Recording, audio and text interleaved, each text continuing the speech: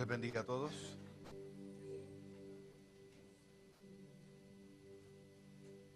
Quiero compartir con ustedes hoy una enseñanza que llamé el precio de estar en la luz.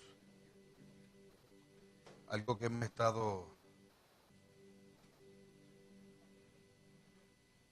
repasando es el hecho de que somos hijos, reyes y sacerdotes. Y que el proceso es un proceso creciente. El hijo cuando nace no sabe que es hijo. Al tiempo se da cuenta que existe. Y en el camino también se va dando cuenta que hay responsabilidades. Asimismo, el Hijo de Dios nace algún día del Espíritu por la fe en Cristo. Y en el camino se va dando cuenta si nació de nuevo, que existe, que fue señalado por el Padre y que no solamente es hijo de Dios, como dice en Juan 1, sino que también es constituido rey y sacerdote. La enseñanza de hoy es de esas que yo digo que no son muy populares. ¿A qué me refiero con que no son populares? Que hoy día, en estos tiempos donde hay comezón de oír, es como la regla que uno quiere estar en un lugar donde le soben a uno el ego, ¿no? Y donde nos recuerden cuán grandes somos. O el potencial que Dios puso en nosotros. Y los sueños de Dios para nosotros, que por lo tanto debemos soñar también nosotros. Y soñar con grandezas, con las naciones, con riquezas, con poder, con una cantidad de cosas que, como les voy a compartir hoy, están realmente en contravía con el corazón de un hijo, rey y sacerdote para Dios. Cuando la Escritura dice que somos hijos de Dios, está hablando de el resultado de la obra redentora de Dios Padre a través de Cristo. Cuando recibimos a Cristo como Salvador, somos hechos hijos. Cuando dice más adelante que somos hechos reyes y sacerdotes, de eso es que venimos hablando durante varios meses.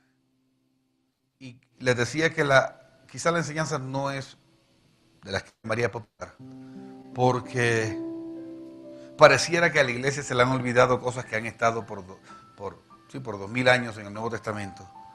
Y que creo que la iglesia de los últimos días, creo que esa iglesia que Jesús con la que se viene a encontrar, es una iglesia madura y como tal tiene que rescatar estas verdades. No hay opción. Puede que mensajes como estos expongan ciertos riesgos. Hay personas que pudieran no volver a la iglesia. Sí, porque a uno no le gusta cuando le mueven la silla. No le gusta el colchoncito cómodo, ¿no? Y no le voy a hablar hoy de una almohada ni de un colchón cómodo. Algo que yo les venía advirtiendo era que mientras durante tanto tiempo estuvimos hablando de la paternidad de Dios y de las virtudes de la paternidad de Dios y entender y nadar en las aguas de la gracia de Dios, que según vamos adentrándonos hacia reyes y sacerdotes, la cosa se va apretando. Porque yo les compartía que realmente cuando habla de responsabilidad estamos hablando de adultos espirituales y no de niños espirituales. Los niños cuando son niños quieren ser adultos, pero cuando ya son adultos dicen, ay, tan rico aquel tiempo donde no tenía las responsabilidades y donde otro pagaba el arriendo y otro trabajaba y yo pues... Yo quiero comenzar con un pasaje que está en Lucas 4, 18 y 19, que conocemos, ya lo hemos usado antes.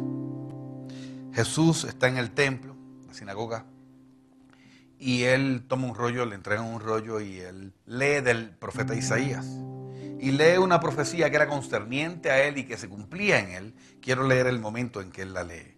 Lucas 4, 18 y 19. El Espíritu del Señor está sobre mí, leía Jesús, por cuanto me ha ungido para dar buenas nuevas a los pobres. Me ha enviado a sanar a los quebrantados de corazón, a pregonar libertad a los cautivos y vista a los ciegos, a poner libertad a los oprimidos, a predicar el año agradable del Señor.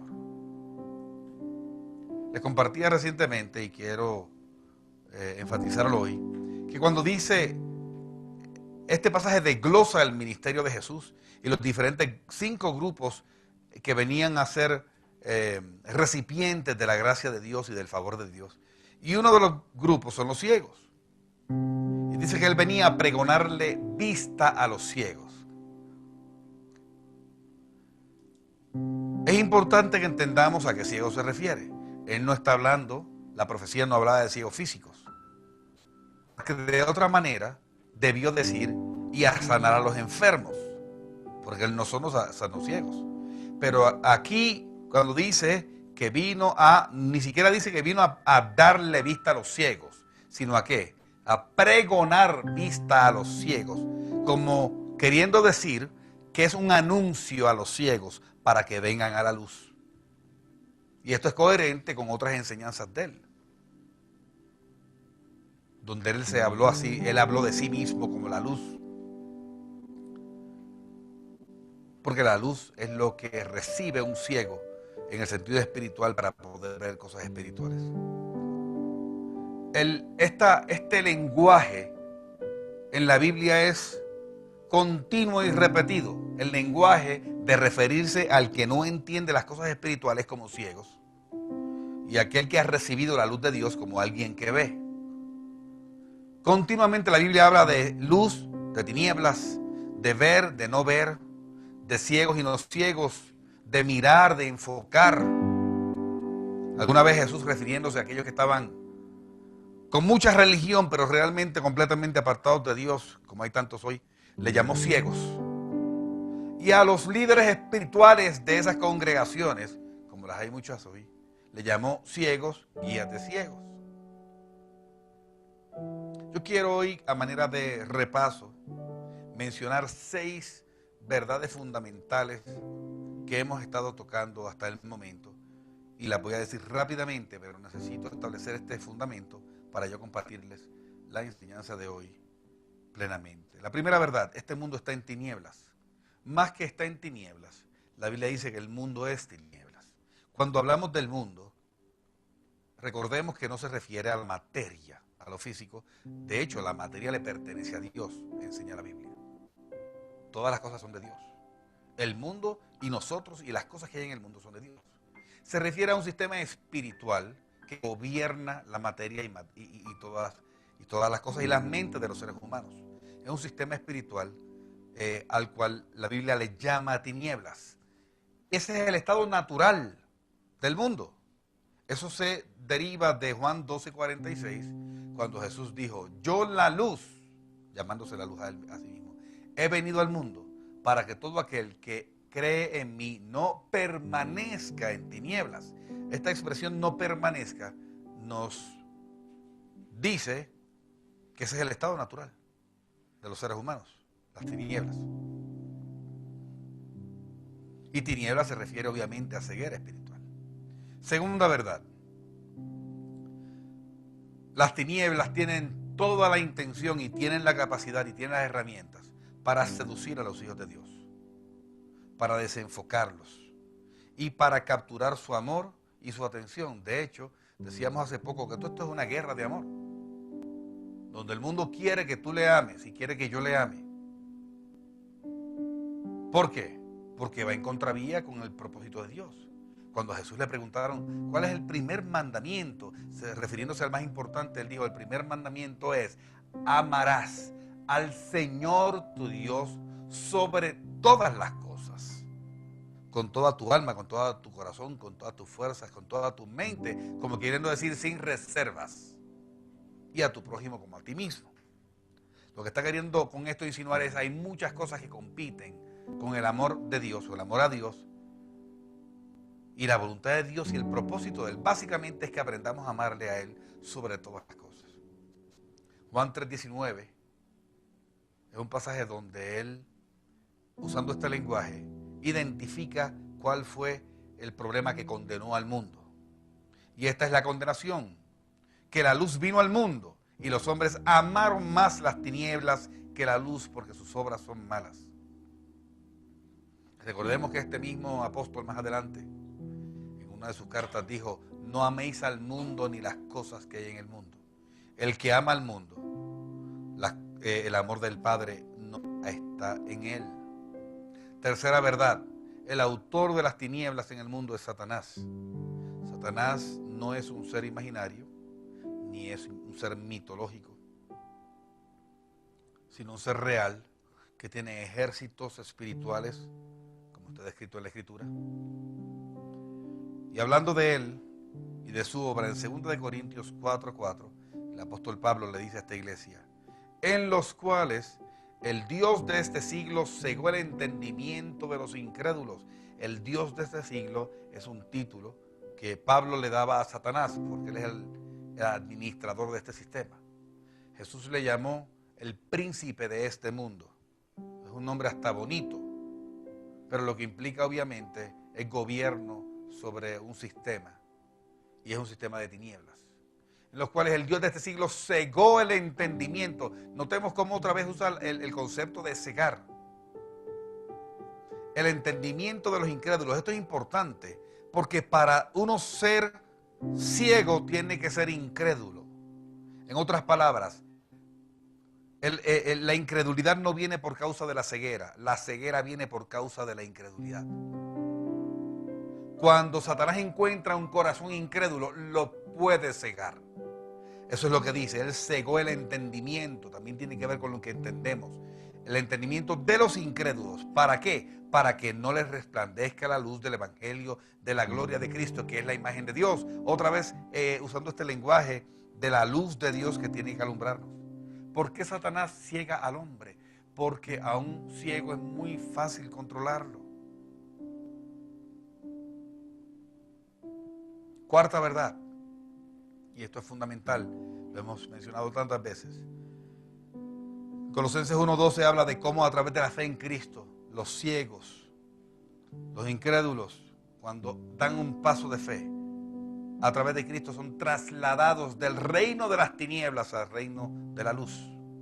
Dice ese pasaje desde el 12: con gozo, dando gracias al Padre que nos hizo aptos para participar de la herencia de los santos en luz. Otra vez usa la expresión luz. Y el 13: el cual, el Padre, nos ha libertado de la potestad o del poder de las tinieblas y trasladado al reino de su amado Hijo. Recordemos que este pasaje nos hace claro que el mundo de tinieblas, o las tinieblas del mundo, son una potestad, tienen poder. Quinta verdad: una vez un hijo de Dios es trasladado del reino de las tinieblas al reino de la luz, y es por consiguiente entonces hijo de Dios, hay una responsabilidad de andar en la luz. Efesios 5:8 dice: porque en otro tiempo erais tinieblas, y nos está hablando a todos nosotros, pero ahora sois luz en el Señor. Por lo tanto, ahí hay un por lo tanto tácito, implícito: andad como hijos de luz. Sexta verdad: el mundo de tinieblas es de tropiezo para los creyentes, quiere serlo. Esta parte es importante y tiene que ver con lo que vamos a hablar, o lo que ya comenzamos a hablar en esta ocasión. Jesús dijo una vez unas advertencias bien duras en Lucas 17:1 y 2. Dijo Jesús a sus discípulos: imposible es que no vengan tropiezos, mas hay de aquel por quien vienen. Mejor le fuera que se le atase al cuello una piedra de molino y se le arrojase al mar, que hacer tropezar a uno de estos pequeñitos. Yo no había visto en persona, sino en foto, pero en persona no había visto una piedra de molino de asno, y la vi cuando fui a Israel. Es una cosa impresionante, una cosa inmensa. Es como una rueda, como una dona gigante, imposible de levantar. Yo no creo que tiene que ser por medio de bestias y grúas, pero no creo que los hombres que quepan alrededor sean capaces de levantarlo. No se imaginan lo pesada que se nota que es, porque por el tamaño y porque es de piedra maciza. Y Jesús dijo que mejor le sería a alguien amarrarse esto al cuello y echarse al mar que hacer tropezar a un hijo de Dios. La pregunta es, ¿a quién le aplicará eso? O sea que todos hemos hecho tropezar a hijos de Dios. O sea, pastor, ¿que me debo amarrar a la piedra? Pues no, porque para eso está el arrepentimiento. Pero todos, yo mismo les he compartido cómo yo en el pasado fui piedra de tropiezo para personas, para hijos de Dios. Lo peor de todo es que nosotros entendemos que cuando salgamos por esa puerta, como si estuviéramos aquí en un refrigerador de gracia y de unción, ¿no? Pues cuando salgamos de ahí estamos expuestos a los engaños de Satanás, a las mentiras del reino de las tinieblas y a esos ataques. Y resulta que la estrategia más astuta de Satanás consiste en sembrar el germen, la bacteria del tropiezo dentro de la iglesia. ¿Sabes por qué? Porque a menudo no la esperamos.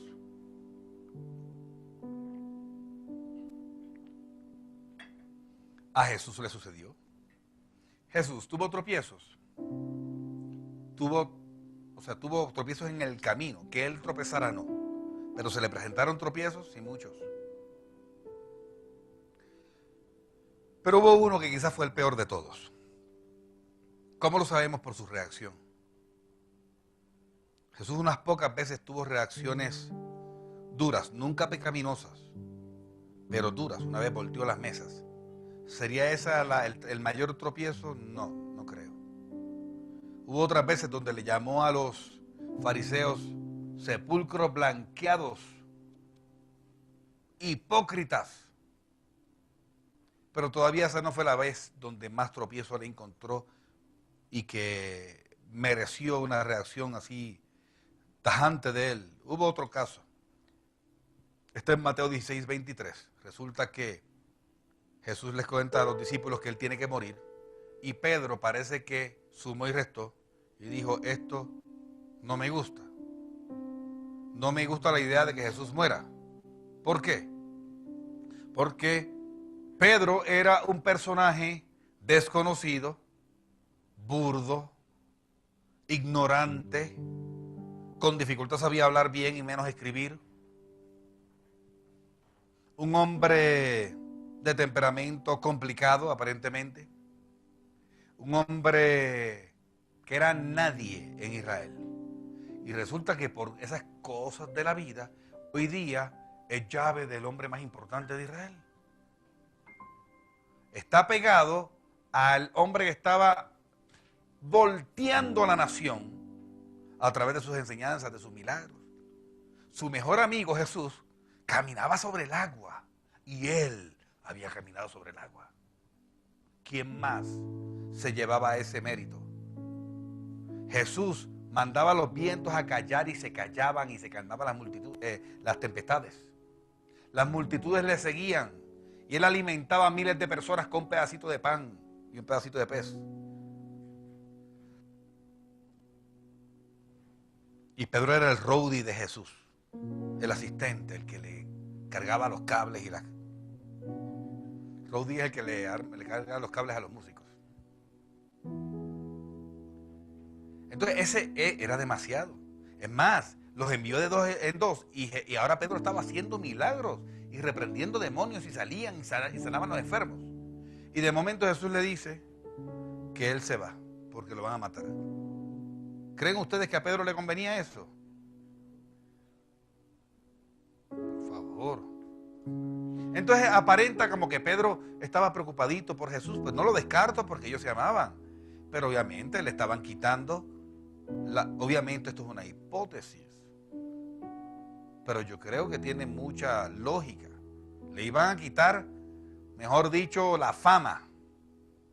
Y entonces Pedro llama a Jesús aparte y le dice, Señor, esto de que tú vayas a morir, no me suena. Pobrecito de ti. No permitas que esto jamás te ocurra. Y esa es la vez que Jesús reaccionó de manera más contundente. Porque como dice el pasaje que estamos proyectando, dijo, quítate delante de mí desde el principio. Pero él volviéndose dijo a Pedro, quítate de mí delante de mí, Satanás. Miren, ustedes perdonen. A los Fariseos les dijo sepulcro blanqueado a hipócritas y serpientes y víboras y de todo, pero a Satanás solamente a Pedro.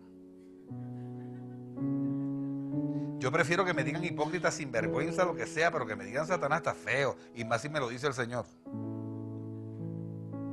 ¿Por qué? Ahí lo dice. Me eres tropiezo. Este tropiezo vino de adentro, de uno de los 3 allegados más de Jesús. Tenía 12 y también tenía más, claro, pero tenía 12 allegados, y dentro de los 12 la rosquita de los 3.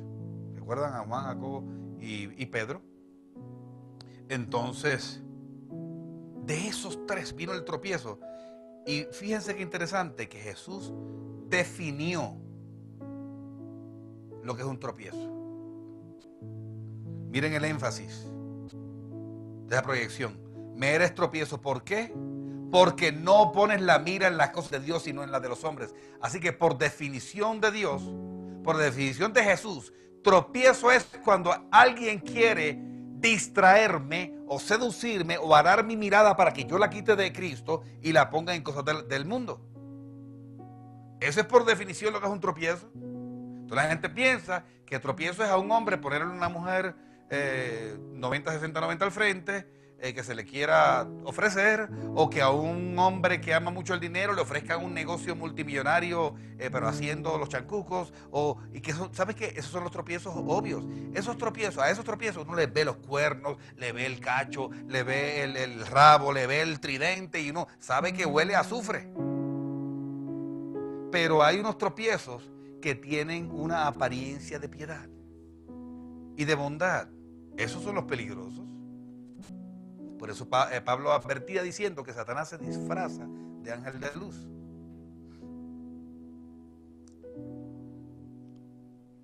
Lo peor es que hoy día, tú sabes dónde están muchos de esos tropiezos. Lo digo con con mucho dolor. Estos tropiezos, ¿a dónde se encuentran? En los púlpitos. No sé si se dan cuenta que el tropiezo tiene una característica. La manera de quitarte la mirada de Cristo para que la pongas en otra es siempre proponiendo que no sufras. Escucha bien. Los tropiezos de Satanás siempre están impregnados de un mensaje. Y el mensaje es: no tienes por qué sufrir. Oye, ¿qué haces pasando hambre? Si tú puedes decirle a estas piedras que se conviertan en pan.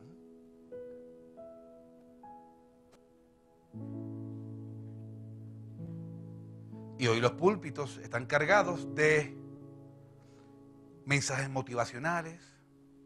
Tú eres tremendo, tú eres hijo de Dios, y como hijo de un rey puedes vivir y debes vivir como un rey. Dios quiere que tú seas millonario. No te resignes a una vida inferior. Quiero que sepan que todos esos mensajes son verdades torcidas. Todo eso es cierto. Los mensajes que más abundan en los púlpitos son las promesas de Dios. Agarra la promesa, agárrala, confiésala. ¿Sabes qué? Hay verdades ahí metidas, pero es que Satanás es el maestro de utilizar la verdad y convertirla en mentira. En el desierto no le dijo mentiras a Jesús, es más, le citó la escritura. Es sacarla del contexto para que tenga apariencia de verdad, pero que tenga un efecto de mentira. Y como a un hijo de Dios se le conquista por la palabra, de verdad que la Biblia dice que... Explícame eso de que Dios me quiere hacer millonario. Explícame dónde es que está, qué versículo. Uy, está chévere.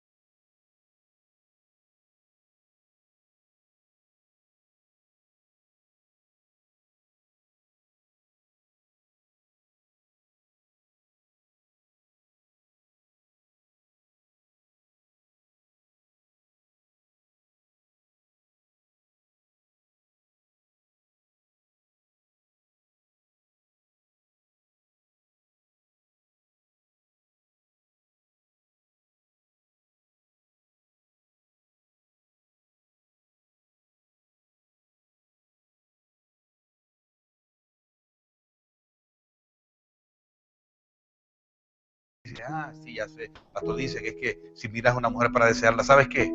Vamos, seamos profundos en eso. Yo estoy hablando de enfocar la vista espiritual como le habló Jesús a Pedro. Mirar es un acto de la voluntad. Claro, si yo llevara esta enseñanza a México o a El Salvador, tendría que invertir los términos, porque allá los invirtieron. No sé quién ha estado allá o se ha relacionado con personas de esas culturas, pero ellos dicen, hoy te miras muy bonita.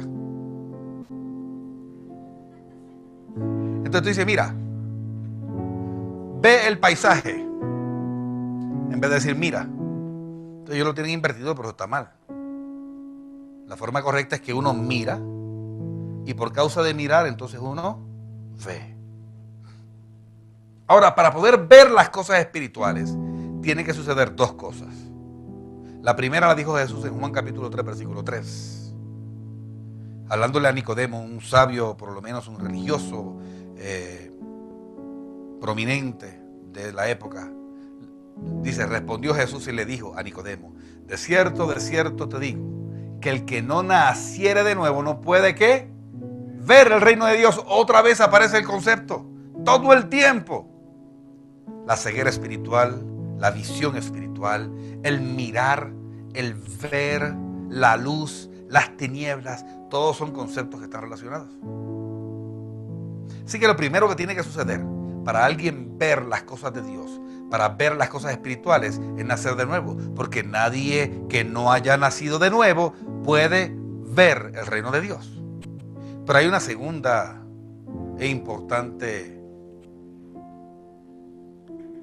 un segundo e importante elemento, y es la decisión del que ha nacido de nuevo de mirar. Por eso es que él le dijo a Pedro, me eres tropiezo porque no pones la mira. En otras palabras, cuando yo recibo si un ciego recibe la vista, pero hace esto, ¿de qué le sirvió? Puede ver, pero no ve porque eligió no ver. Los creyentes reciben la vista por el nuevo nacimiento, pero tienen que elegir ver, como mirando las cosas de Dios. Esa es la invitación todo el tiempo. Y el desafío que la palabra de Dios nos pone todo el tiempo, que miremos las cosas de Dios. El hombre natural, que no ha nacido de nuevo, no puede hacer esto, porque un ciego no puede mirar. Por consiguiente, no puede ver. Ahora, las cosas que mira el hombre. Cuando tú recibes la vista, tienes una opción. Yo la tengo, la tenemos todos. O miramos las cosas de Dios, o miramos las cosas del mundo. Y recordemos que las cosas del mundo no son las cosas malas solamente. Ahí es que está el problema. Si fuera solamente los malos, era más fácil de identificar. Pero hay muchas cosas que van en contravía con el mirar a Dios y son cosas nobles. Y las vamos a ver hoy. Les advertí que esta enseñanza es controversial y es confrontadora. Y la Biblia advierte de manera severa acerca de cómo y dónde ponemos nuestra mirada. Alguna vez Jesús usó una expresión quizá un poquito dura. Y quiero centrarme en esta. Está en Lucas 9:62. Alguien le dijo algo, alguien le preguntó algo a Jesús. Y esta es la respuesta. Vamos a ver pronto el contexto, pero quiero empezar por aquí. Y Jesús le dijo a esta persona, ninguno que poniendo su mano en el arado mira hacia atrás es apto para el reino de Dios. ¿Qué es poner la mano en el arado? El arado está hablando de trabajar en la labranza. La Biblia compara el reino de los cielos con una labranza. Y está hablando del llamado que tenemos cada uno de nosotros de participar en el reino. Hay una parte que nos toca a nosotros y lo he compartido en muchas ocasiones. Y no es necesariamente estar acá arriba predicando. Hay personas que no tienen ese llamado. Hay otros que tienen el llamado de la medicina, de las ventas, de la carpintería. Pero en cada caso es poner la mano en el arado. Algunos veníamos arando y no sabíamos para qué, pero en algún momento Dios nos mostró. Y Jesús dijo, cualquiera que poniendo que diga, sí Señor, acepto el desafío y haga esto, no es digno de mí. Y fíjate que dice que ponga la mirada hacia atrás. Otra vez habla de mirar. Porque tiene que ver con nuestro enfoque. ¿Tú sabes por qué? Porque uno mira lo que ama y ama lo que mira. Lo que uno mira se refiere a la atención, a lo que uno atiende. Cuando estábamos en bachillerato y decíamos, fulanito está tragado de fulanita. ¿Te lo dijo? No, se le nota. ¿Cómo se le nota? Porque se le nota que la atiende, la mira, la atiende, la busca. Obviamente tiene que ver con eso. Y cuando Jesús dijo, el que pone la mano en el arado y mira hacia atrás no es digno del reino de Dios, está diciendo, hay personas que dicen que sí, pero su corazón todavía está en Egipto, todavía está atrás. Y alguien, el que fue mi primer pastor hace mucho tiempo, decía algo bien simpático. Él decía, hay cristianos que no miran hacia atrás, pero le ponen espejitos retrovisores al arado. Yo dije, wow, cierto, tremendo.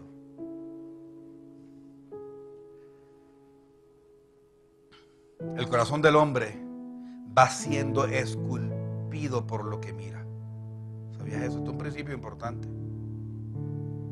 Aquello que tú miras y atiendes te va esculpiendo a ti. Y tú te vas pareciendo. La persona que se parece mucho a Cristo es porque mira mucho a Cristo. La persona que tú te das cuenta que en sus actos, reacciones y acciones no se parece al Señor es que no lo ha mirado lo suficiente.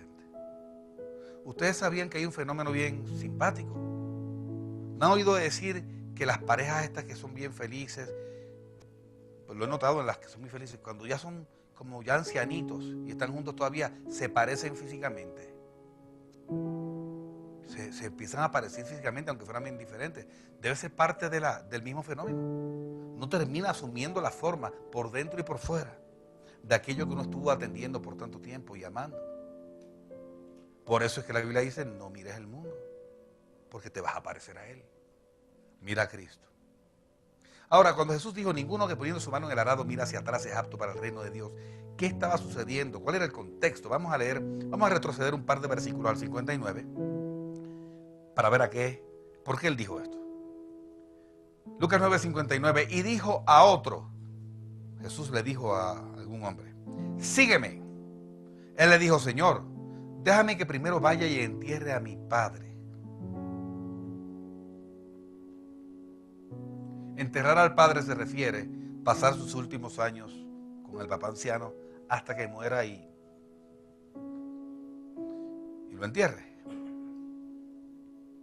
Yo me imagino que si le hubieran dado más oportunidad, el hombre hubiera dicho, déjame ir a enterrar a mi papá. Tú sabes que es voluntad de Dios que honremos a padre y a madre. Tú sabes que él me necesita. Tú sabes que... Y lo más seguro hubiera añadido muchos argumentos. Y quiero que sepan que muchos líderes espirituales, confieso, incluyéndome a mí, quizás por falta de carácter, quizás por temor, no sé, le hubiéramos dicho, yo entiendo, vete y resuelve. Así le dijo también Elías a Eliseo, vaya y resuelva y venga.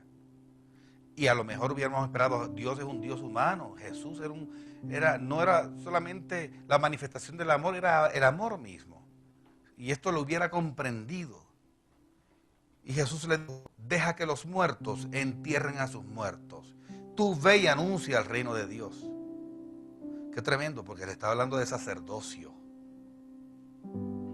Dijimos que cuando somos reyes y sacerdotes, somos hijos porque somos engendrados del Espíritu. Por lo tanto, somos hijos de Dios por gracia. Iniciamos un reinado en nuestra vida a través de los principios de la Escritura. Pero somos sacerdotes en la medida en que servimos mediadores. Por eso Él le dice, tú ve y anuncia al Rey Dios. Está hablando de su labor, ni siquiera de su posición, sino de su responsabilidad. Aquí sabemos que esto es una iglesia de gracia y creemos que somos salvos por la gracia de Dios mediante el proceso extraño, misterioso de la elección y cómo Dios nos conduce y nos ala, como dijo Jesús, nadie viene a mi mí si mi Padre no le atrajese o no le trajese. Es un acto de la voluntad de Dios. Y se iban añadiendo a la iglesia, dice en Hechos, aquellos que habían de ser salvos. Sin embargo, una vez somos atraídos, Dios pone una responsabilidad en nuestras manos. Y hay una cantidad de parábolas. A uno le dio un talento, a otro le dio 12, a otro le dio 5. A otro le dio una finca para administrar. Y siempre regresa al tiempo a pedir cuentas. ¿Acaso hemos leído o no hemos leído? En todos los casos. Así que los hijos revelan la gracia y el amor del Padre. Los reyes, la autoridad del Padre para gobernar. Los sacerdotes, el corazón de servicio del Padre. Y tenemos que llegar hasta allá, ese es el fin. Todos quieren ver a sus hijos graduados y funcionando como profesionales, ¿sí o no? Y que les den nietos, todo el mundo quiere eso. Así Dios quiere también que crezcamos. Versículo 61. Entonces también dijo otro: te seguiré, Señor, pero déjame que me despida primero de los que están en mi casa. Este era menos pretencioso. El primero dijo: dame un tiempito hasta que mi papá se muera. El segundo dijo: no, Señor, yo no pretendo tanto, solamente dame 15 minutos. Voy corriendo a la choza, me despido de mis papás y regreso, ¿ok? Jesús le dijo: ninguno que poniendo su mano en el arado mira hacia atrás es apto para el reino de Dios. Fue ahí que Jesús lo dijo. Estos hombres estaban poniendo la mano en el arado cuando manifestaban querer seguir a Jesús, pero estaban mirando hacia atrás cuando demostraban que había cosas de esta vida que todavía eran un lastre para ellos. Cosas que hacían que fíjate, ellos no estaban resistiendo servirle a Dios, estaban postergando servirle a Dios. Estaban posponiendo, uno por unos años, otro por unos minutos. Pero pareciera que el llamado de Dios es impostergable. Hay oportunidades que Dios nos da hoy que no se van a repetir de aquí en tiempo. Mirar hacia atrás lo que implica es valorar otras cosas, no las malas necesariamente, esas son las obvias, que por encima de Dios. Amarás al Señor tu Dios sobre todas las cosas. Mirar hacia atrás implica también no estar dispuesto a seguir a Cristo incondicionalmente. Escucha esto, mi querido hermano, hermana, amigo querido. Todos seguimos a Cristo. Todos los que estamos aquí seguimos a Cristo. La pregunta no es si sigues a Cristo o no. La pregunta es si le seguimos incondicionalmente. Porque a algunos le seguimos mientras la cosa vaya bien. Pero de momento, no, yo me harté. Ay, no, que jartera. Que yo llevo meses pidiéndole algo y no me lo da.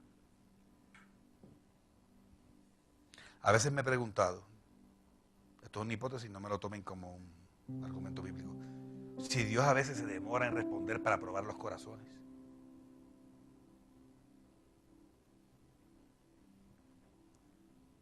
Estamos en una época.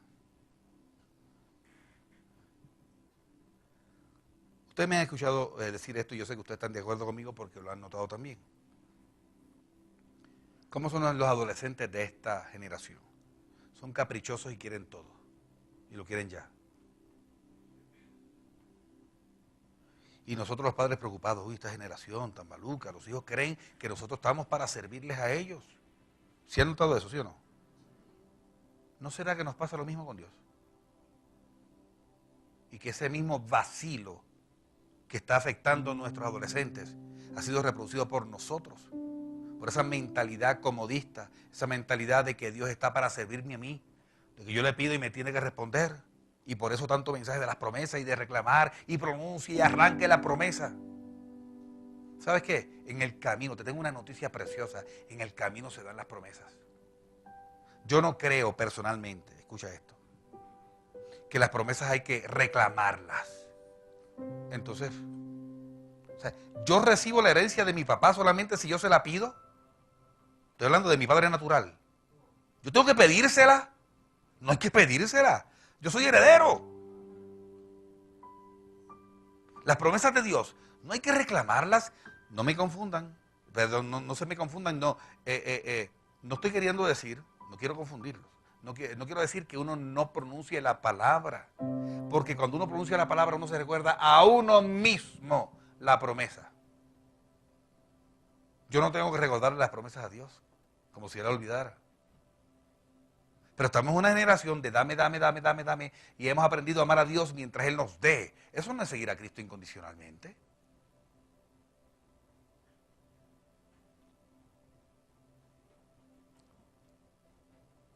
Jesús no se ofendía porque la gente venía a Él por los milagros.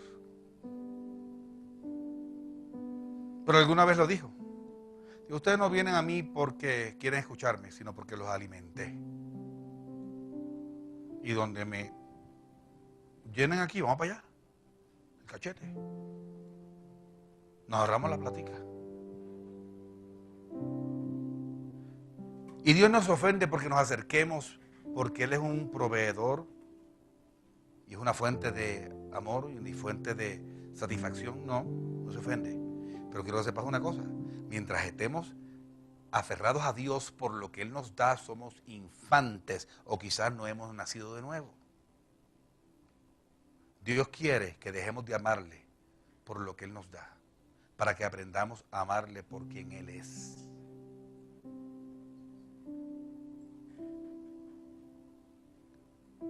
¿Cuál es el gran enemigo para distraer nuestra atención? Para quitar nuestra mirada de Cristo y ponerla en otras cosas. Alguien diría el diablo. No, el diablo ya sembró su semilla. Ella corre y se multiplica. El peor peligro está dentro de nosotros. El peor enemigo del creyente, lo que hace que se permita distraerse, es el mismo. Y quiero mencionarles 5 elementos de distracción que yo he podido identificar. Debe haber más. La primera, la autoconmiseración. Tú sabes que Satanás bombardea los pensamientos de los hijos de Dios con pensamientos como pobrecito de ti, tú tienes derecho a ser feliz. Eso me suena a la tentación de Pedro. Tú vales mucho, no te dejes. Tú tienes dignidad. Eso cayó bien ahí. Porque estamos hablando de los pensamientos del diablo y de la carne. Pero ¿sabes qué? El tropiezo que utiliza la carne y Satanás y el mundo para distraernos, para alar nuestra mirada de Cristo, tiene que ver con mensajes de no tienes por qué ser infeliz. Y a veces ni lo somos. Pero porque hemos tenido un problema financiero, o porque tenemos un conflicto con la pareja, o porque tenemos un problema en el trabajo, ya nos sentimos miserables. En inglés le llaman whiners. Un whiner es un lloro, que lloriquea mucho. Que el jefe no me quiere. Es hora de crecer. Que mi esposa me irrespeta. Pues crezca. Así que la primera distracción es la autoconmiseración, pobrecito de mí.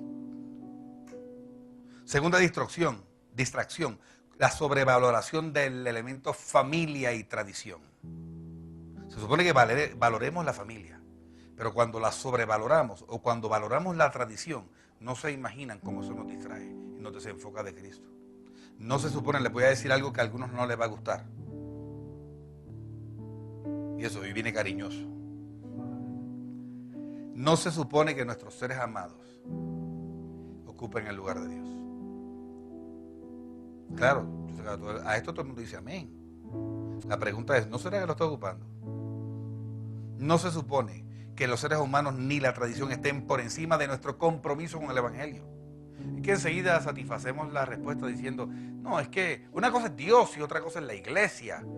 ¿Sabes qué? Uno acomoda la línea que separa a Dios de la iglesia muy a conveniencia. No, yo tengo mi vida con Dios, pero yo no tengo que estar todos los domingos en la iglesia.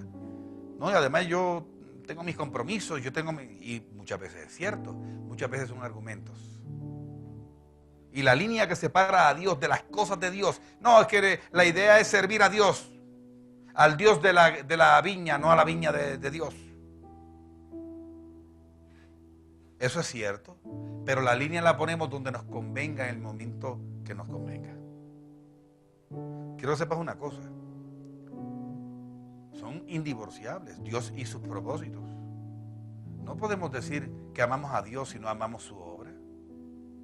No podemos decir que estamos comprometidos con Él si no estamos comprometidos con lo que Él está comprometido. Ejemplos. Y como dicen, en mi país dice, al que le caiga el sayo, que se lo achante. Esta mañana me corrigieron.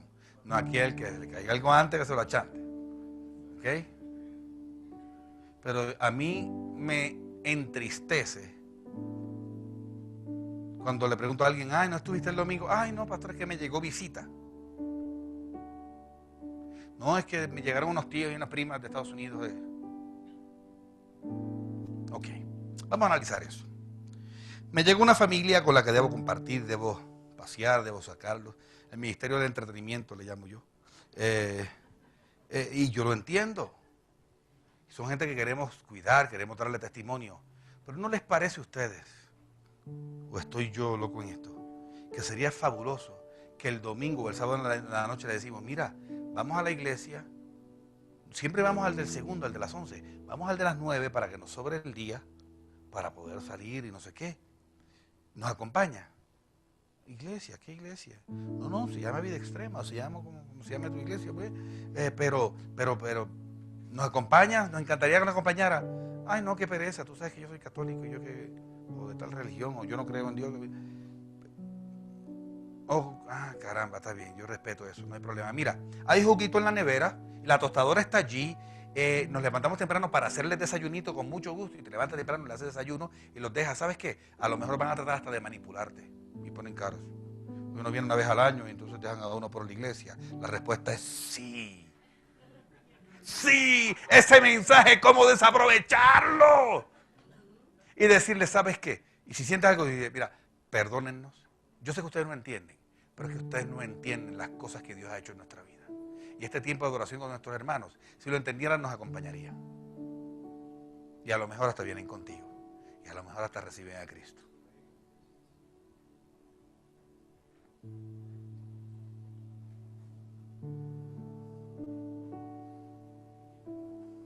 Yo me imagino que así como Pedro tenía su ego porque andaba con Jesús, yo me imagino que los hermanos de Jesús también. No sé cuántos saben que Jacobo, el hermano de Jesús. Un quiz. ¿Jesús tenía hermanos, sí o no? ¿Cuántos hermanos tenía Jesús? 4. ¿Y hermanas? ¿Tenía? Hermanas mujeres, sí. ¿Cuántas tenía? No se sabe. Pero se sospecha que ¿cuántas mínimo? 3. 4 hermanos. Se llaman Jacobo, José, Judas y Simón. Las hermanas, esos judíos, pues, ellos no les importaban las mujeres, parece, no puso los nombres de ellas. Yo hubiera querido saber que se llamaban María, Marta y... Entonces, Jesús sí tuvo hermanos, no eran primos, eran hermanos. De José y de María. Ellos tuvieron intimidad y tuvieron hijos. Jesús era el hermano mayor. Jesús era el único que no era hijo de José, porque era hijo de Dios. Y resulta que yo me imagino que ellos tendrían también ser hermano de Juanes, ¿tú me entiendes? De alguien importante, ¿no? Alguien muy popular. Jesús era la figura más popular del momento. Muchos lo amaban, muchos lo odiaban, pero era el más popular. Y yo me imagino que María y los hermanos decían, ese es mi hermanito. No creo mucho en él, pero no sé cuántos saben que Jacobo se convirtió después de la resurrección. Él no creía en su hermano, porque no hay profeta en su tierra. Y resulta que yo me imagino, yo le estoy añadiendo aquí color, perdóname, que ellos, tú sabes, tan chévere. Yo imagino que María también, María yo me la imagino humilde, pero feliz de que tú sabes. Entonces ese que camina sobre el agua es mi hijo, ¿sabes? Ese que todo el mundo quiere ver y tocar, mejor, aunque sea el borde de su manto, duerme en mi casa, tú sabes. Y además yo le pido algo y él me lo... Es más, él todavía no había empezado milagro y un día le dije, ayúdame aquí, hombre, y convirtió el agua en vino, tú sabes. Me regañó un poquito, pero bueno, me hizo el favor. Entonces yo me imagino que ellos estaban, pues obviamente, y quizás tenían la noción de lo importante que eran ellos para él. Y entonces alguna vez, otra vez le estoy metiendo un poquito de color, perdónenme, de pronto dijeron, ¿quieres ver cómo nos quiere y nos atiende? Ya verás. Y entonces no había paso, estaba la multitud. dile a Jesús que acá está su mamá y sus hermanos, que queremos hablarle. Y entonces ocurrió lo que vamos a leer en Mateo 12:46. Mientras él aún hablaba a la gente, he aquí su madre y sus hermanos estaban afuera y le querían hablar. Y le dijo uno, he aquí tu madre y tus hermanos están afuera y te quieren hablar. Y entonces Jesús dijo, perdónenme hermanos que tengo que atender a mi mamá. Ok. Respondió él al que le decía esto. Es que Jesús dijo, ¿cómo voy a desaprovechar esto? Para personas en Bogotá en el año 2013, cuyas prioridades no están claras. Tengo que aprovechar esto. Respondiendo él al que le decía esto, le dijo, ¿quién es mi madre y quiénes son mis hermanos? Y extendiendo su mano hacia sus discípulos, dijo, he aquí a mi madre y a mis hermanos.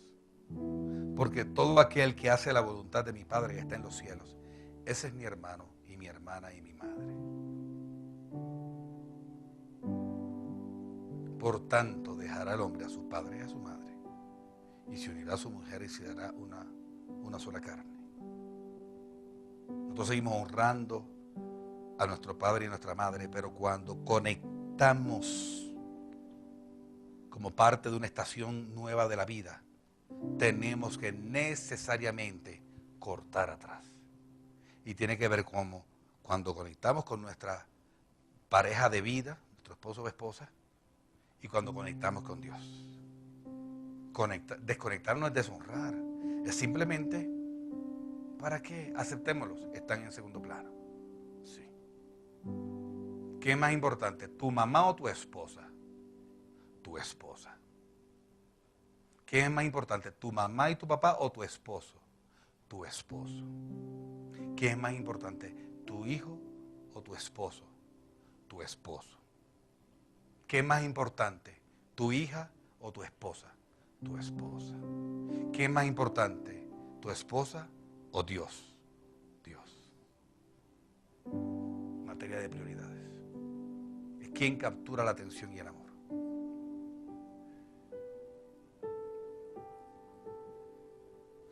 Muchas veces la presión, sobre todo esto lo he visto en personas que, lo he visto aquí en este país, en Bogotá, bueno, en Colombia en términos generales.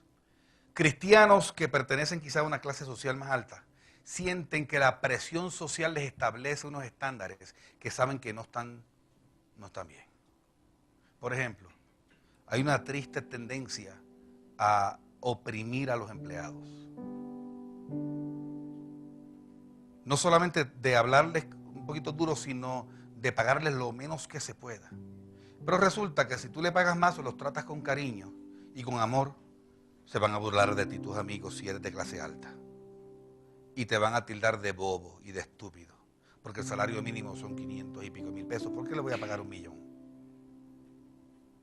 Y a veces nos dejamos manipular por esos estándares carnales. Y no cumplimos realmente el corazón de Dios. Los hijos de Dios tienen un compromiso con la humildad y la sencillez. Pero a veces la presión social hace que todavía preserven esos aires de soberbia. El Hijo de Dios está llamado a renunciar al qué dirán, pero muchas veces esos círculos le impiden. No le impiden, lo inspira, lo distraen. Muchas veces la tradición familiar hace que creyentes comprometan sus principios aferrándose a tradiciones. Perdonen, no. Por ejemplo, yo no tengo nada en contra de los católicos. Dios me libre. Los amo como amo también a los testigos de Jehová y cualquier grupo religioso. A los pecadores también los amo. Amo a los homosexuales, los adúlteros, los borrachones, todos los amo porque Jesús los ama. No quiere decir que yo esté de acuerdo con esto. Y hay una realidad. Cuando uno llega a la Escritura, y ustedes saben que yo no hablo de estas cosas desde el púlpito, es muy inusual. Pero tenemos que desarrollar carácter. Y cuando llegamos a la Escritura nos damos cuenta que la tradición nos metió cosas que no eran y mentiras. ¿Qué dice la Biblia del bautismo? Que es un acto que se hace de manera deliberada después del arrepentimiento de los pecados y es por inmersión en el agua. Por lo tanto, un bebé no tiene sentido que se bautice bíblicamente. Si la tradición y la religión lo asumió, también ese es problema de ellos. Pero yo no tengo por qué hacer lo que lo que la Biblia no me enseña. ¿Usted por qué voy a complacer a mi familia bautizar? Es que no entienda, es que mi mamá se enoja si no bautizo al bebé. Oiga, coja espina dorsal. ¿Hasta cuándo vamos a estar complaciendo al mundo? ¿Qué vemos en Jesús? Eso, vaya y complazca al mundo y tranquilo. Las obras para Dios, ¿sabes qué? Sí vamos a ser criticados. Sí vamos a ser señalados. Y estamos advertidos. Tercera distracción, aferrarse a su propia opinión por encima de los principios bíblicos. Yo sé que la Biblia dice que Dios no aprueba el divorcio, pero también sé que Él quiere que yo sea feliz. Y no soy feliz con esa bruja. Eso lo añadí al final. Es que decimos esas cosas. No, yo sé que, bueno, yo he leído, sí, a mí me parece que, no, pero yo sí sé con claridad que Dios quiere que sea feliz. Oye, nos aferramos a principios erróneos. Dios quiere que tú y yo seamos felices en la medida en que abrazamos con pasión lo que Él quiere para nosotros. Yo sé que la Biblia enseña el principio del diezmo y de la dadivosidad, pero yo sé que Él entiende que no puedo diezmar porque no me alcanza. Yo sé que debo respetar a mi esposo, pero yo sé que Dios entiende que es que mi esposo no se ha ganado mi respeto. Yo sé que se supone que yo sea honesto, pero es que yo sé que Dios entiende que es que aquí en Colombia eso funciona. Te tengo una noticia, y obviamente voy a hablar de manera sarcástica. Dios se vuelve bruto en esto, Él no entiende nada. No es que Dios entiende que no me alcanza, es que Dios entiende que es que mi matrimonio es un desastre, Dios no entiende, Dios entiende que hay unos principios y que Él honra sus principios. Y honra a aquellos que las cumplen. Cuarta distracción, la hemos mencionado muchas veces, el amor al dinero y la avaricia. Mateo 6:19. No os hagáis tesoros en la tierra donde la polilla y el orín corrompen, donde los ladrones minan y hurtan, sino haceos tesoros en el cielo. Si nos manda a hacer tesoros, solamente en el lugar correcto. Porque aquello donde tú miras y aquello que tú atiendes, tú estás estableciendo un tesoro en ese lugar. Haceos tesoros en el cielo, donde ni la polilla ni el orín corrompen, donde ladrones no minan ni hurtan. Porque donde está vuestro tesoro, allí estará también vuestro corazón. Quinta distracción, un sentido de autosuficiencia. Cuando una persona, un hijo de Dios, tiene esa tendencia a ser autosuficiente, la capacidad que tiene Satanás, el mundo y la carne de distraernos es colosal. ¿Por qué? Porque la autosuficiencia es confianza propia. Entonces hace que yo confíe más en la metodología, en la tradición, en los sistemas, en los ahorros, en mi berraquera, en mi brillantez, en mis estudios, en mi capacidad, que en el Dios de los cielos. Y obviamente es una distracción muy peligrosa.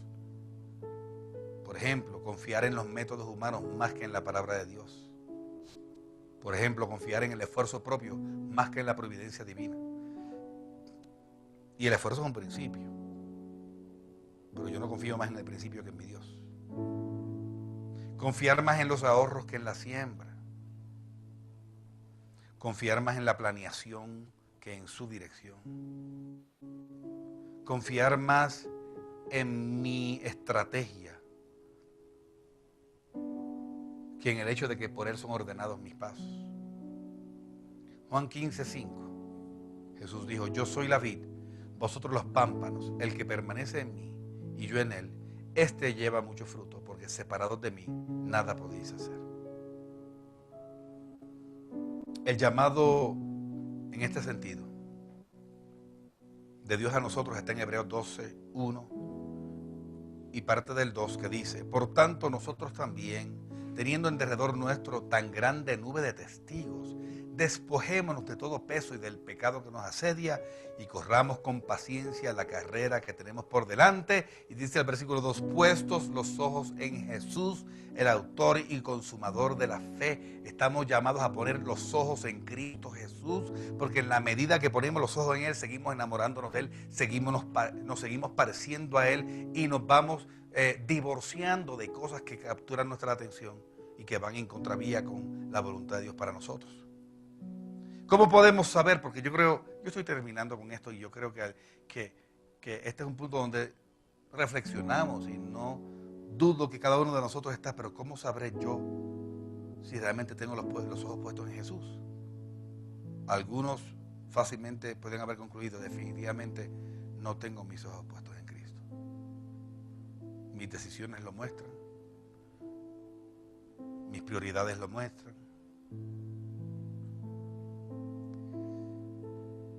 Es más, no dudo que haya quien piense, sé que no tengo mis ojos puestos en Cristo y no me importa. Cuando ese es el caso, ¿qué hacemos? Pero están los otros que reaccionan y dicen, caramba, creo que quizás no tengo mis ojos puestos en Cristo. Y habrá entre nosotros quien diga, ¿será que los tengo? ¿Cómo puedo saberlo? Les voy a dar una idea y con eso cerramos. Pero antes de eso quiero leer un ejemplo. Se los leí hace un par de años, quizás en una enseñanza, recuerdo. Esto es un escrito bien largo de la historia de Hudson Taylor. Pero yo saqué solamente 2 parrafitos. Toda esa carta. Hudson Taylor fue un misionero del siglo XIX, inglés, y se le atribuye el haber evangelizado por lo menos 18,000 personas en la China. Él se fue a la China en tiempos donde se iba en barco y eran eternos los viajes, en tiempos donde no había teléfono ni internet, ni había, las cartas demoraban lo que fuera. Y él se tuvo que mudar a la China y estuvo 51 años en la China. Y él era muy allegado a su mamá. Voy a leerles un pedacito de esa carta que él escribió. Y creo que ya no voy a llorar, porque esta mañana ya me vacié. Es que toda la carta es bien conmovedora, solamente esos párrafitos. Él escribió lo siguiente: mi querida y santa madre había venido a verme partir de Liverpool. Nunca olvidaré ese día, ni cómo ella me acompañó hasta el diminuto camarote que sería mi vivienda durante los próximos 6 largos meses. Con su mano amorosa de madre alisó la cama. Se sentó a mi lado y se unió a mí en el último himno que cantaríamos juntos antes de la partida. Nos arrodillamos y ella oró la última oración que oiría antes de viajar para la China. Entonces se notó que debíamos separarnos y tuvimos que decirnos adiós, sin esperanza de volvernos a ver otra vez en esta tierra. Ellos se despidieron. Un hasta luego, como diciendo, nos vemos allá. Por mí ella contuvo sus emociones tanto como tú. Nos separamos y ella bajó a tierra, dándome su bendición. Me quedé en pie en la cubierta y ella siguió con su mirada el barco que empezaba a alejarse del muelle. Cuando lo dejamos atrás y la separación realmente comenzaba, nunca olvidaré el grito de angustia que brotó de aquella madre. Me atravesó como un puñal. Nunca supe tan completamente hasta entonces lo que significaba que Dios amó al mundo. Estoy seguro que mi preciosa madre aprendió más del amor de Dios por los perdidos en aquella en toda su vida anterior. Por la razón, el servicio anterior se demoró más de la cuenta porque yo casi no pude leer esto. Y porque hacía tiempo no me quebrantaba de esa manera. Pero es por una razón también. No solamente porque me conmueve este amor por Dios, sino porque mi mamá está anciana y yo quiero estar con ella. Yo no estoy aquí, quisiera decir que por culpa de ustedes, es mentira. Yo no estoy con ella por causa de Dios, pero quisiera estar con ella. Voy a verla en 2 semanas, pero hace 2 años la veo. Y les confieso que sí me gustaría enterrarla. O sea, estar sus últimos años al lado de ella. Pero no puedo.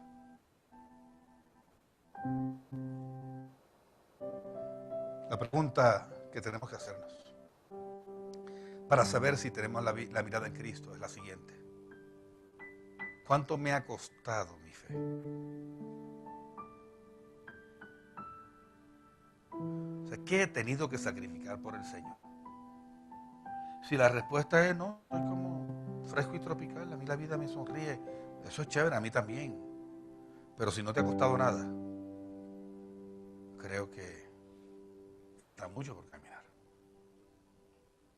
No hay nadie que pueda decir que el creer en el Señor no le costó nada. Y hay personas que las oigo hablando en la otra dirección. No, sí, yo sé. A mí la iglesia me costó mi matrimonio, me costó mi trabajo, me costó. Y lo dicen amargado, no estamos hablando de eso. Posiblemente la iglesia, pero no Dios. Es con una sonrisa decir, ¿sabes qué? Yo sé que hay un premio que está por encima de eso. Perdonen que use mi propio ejemplo, porque esto lo he dicho antes, pero este es un momento donde esto que me aplica a mí, pues, es puntual con relación a lo que estamos hablando. En los 3 años y medio que llevamos aquí nos hemos mudado como 3 veces. Y siempre el lugar tiene sus pros y sus contras. Pero yo me pregunto, y por fe digo, la respuesta es, pero me he preguntado, ¿será que algún día podré tener, aunque sea en arriendo, una casa con la comodidad y la elegancia de mi propia casa en los Estados Unidos? Mi esposo y yo tenemos una casa en Carolina del Norte. La compramos sobre planos. La pedimos con los topes en granito y con las extras y cambiando los tapetes por pisos. En un momento en que Dios fue abundante con nosotros. Hoy no podemos vivir allá. Otro la está disfrutando.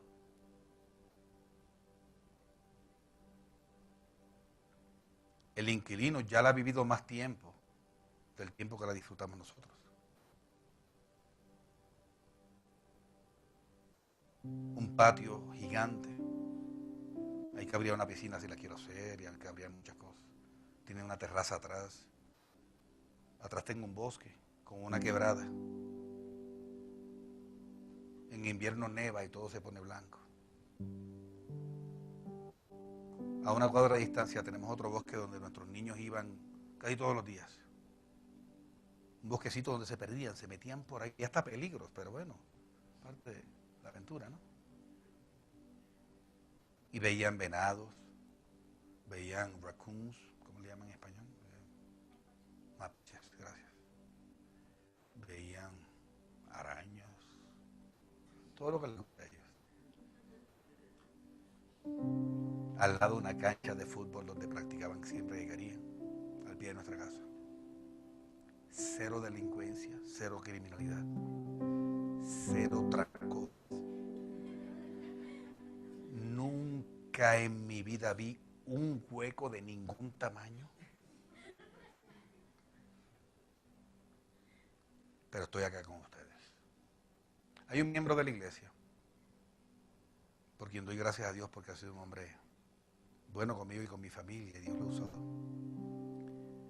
Que no cada vez que nos vemos, pero con cierta frecuencia me dice, pastor, usted sí ama a Dios.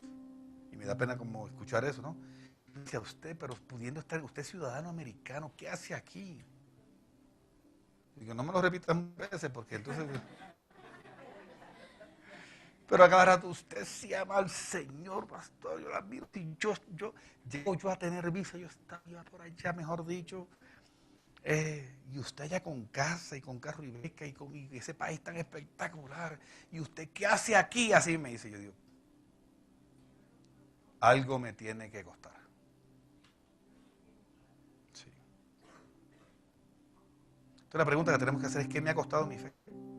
Es imposible decir que sí, que seguimos a Cristo, si en nuestra vida no hay registros claros del precio que nos ha costado seguir a Cristo. Hay cosas que valoramos que tendremos que sacrificar.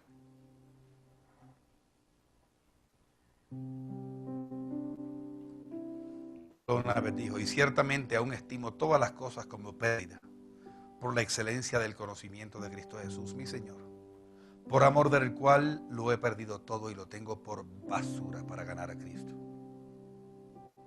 Y termino con un pasaje que tampoco está proyectado, pero lo comparto, está en Marcos capítulo 10, versículos 28 en adelante. Entonces Pedro comenzó a decirle, he aquí nosotros lo hemos dejado todo y te hemos seguido. Alguien puede pensar, no, es como feo recordarle a Dios, ay Señor, yo he dejado todo por ti. Pues Pedro lo hizo y no lo regañaron. Él dijo, he aquí Señor, nosotros lo hemos dejado todo y te hemos seguido. Y Jesús le respondió, de cierto te digo que no hay ninguno que haya dejado casa o hermanos o hermanas o padre o madre o mujer o hijos o tierras por causa de mí y del Evangelio, que no reciba 100 veces más ahora en este tiempo, casa, hermanos, hermanas, madres, hijos y tierras, con persecuciones, y en el siglo venidero la vida eterna. Pero muchos primeros serán postreros y los postreros primeros. Vamos a estar de pie.